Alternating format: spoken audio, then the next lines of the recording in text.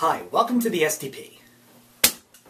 You can push blocks in this game. In order to make the first boss appear, you have to keep walking against one of the blocks on the floor of the first level and shoot the space behind it to make a shop appear, where you will be able to buy the spring shoes.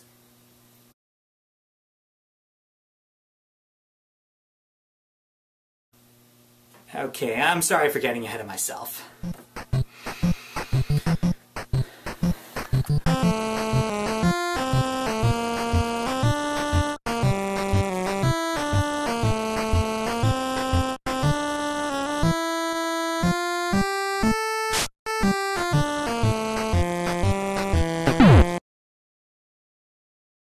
In a world where people communicate with music, one boy was born without the gift of song.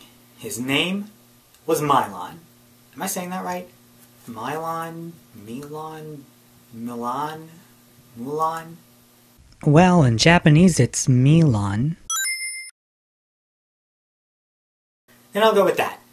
His name was Milon. But when Queen Eliza has been kidnapped, he doesn't need the gift of song to save her. He just lets his bubbles do the talking.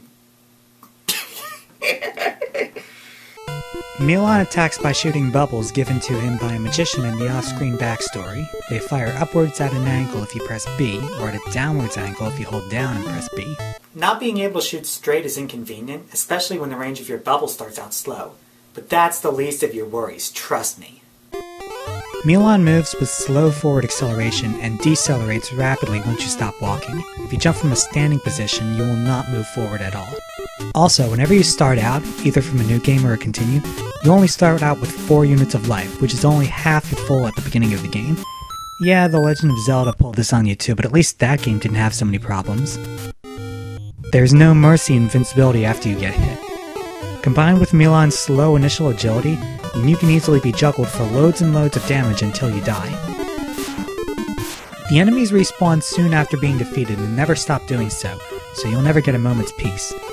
Even the exterior overworld doesn't give you a break. Spend too much time here and you'll have to dodge balls of lightning. Why would they do that? You could always, I don't know, pause the game. Besides that, the game itself is very open-ended. When you start out, you get to choose from 2 action stages, a shop, and an empty boss room.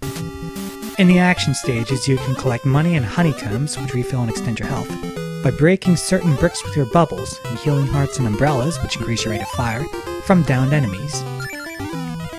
In order to leave these rooms, you have to cause enough mayhem to make a key appear, then use it to unlock a door which you have to search for by shooting at empty spaces until it appears. This is truly an inconvenient setup. A treasure trove of items is available for sale at the shops of Castle Garland.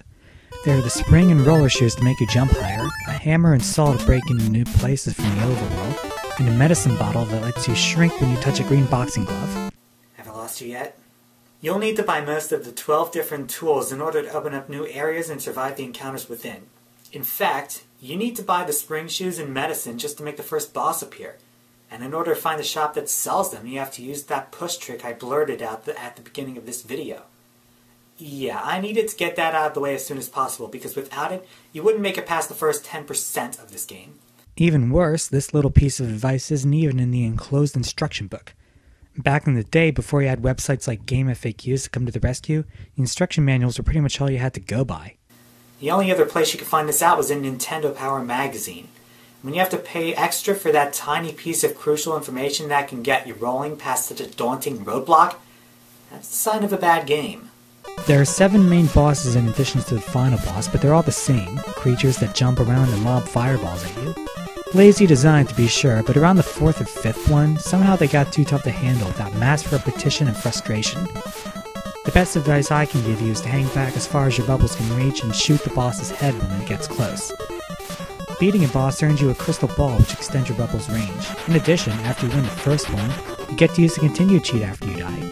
When the title screen appears, you have to hold left and press start. It's a dang good thing the developers put this in the instructions no less, because you're going to use it. A lot. After you get to a certain point, especially when you find the shops that can refill your health, you'll start to run out of money. There's only one room in the entire game where the money respawns every time you go back in, and it's all the way up on the 3rd floor. For a quick fix, you can bump your head on certain blocks and turn up a music box, which takes you to a bonus stage. In these, music notes will fly up from the bottom of the screen. Collect the regular notes and sharps while avoiding the flats and you'll gain points.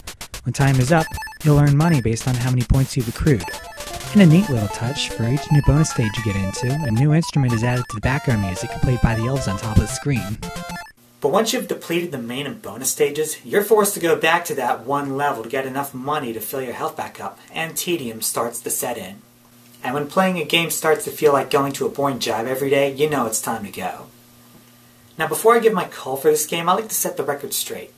I have seen the Angry Video Game Nerds review of this game. The whole game is based on secrets, but there's a difference between secret and just f***ing impossible! And I've seen Zero's review from the Video Game Bunker, where he in turn discussed the Nerds review. Give the game a try. Go in with an open mind, and maybe you'll be able to find something special. I have to say, they both have valid points. A good number of games leave you to find your own way, but somehow are still loved by many. Early yet Legend of Zelda and Metroid titles come to mind. But those games had solid underlying mechanics, and Arena Milon Secret Castle falters in. And even after you learn its push trick, it's still a very, very hard game, what with no mercy invincibility and all. Milon Secret Castle scores 50%, a D. And that's only if you know about the push trick. Milon Secret Castle got a port on the Game Boy in 1993, and it's mostly identical apart from a password feature. Excellent. The NES version was also put on the Wii Shop, and given its save state feature, I'd call it the definitive version. So if you have to buy this game, try that one out.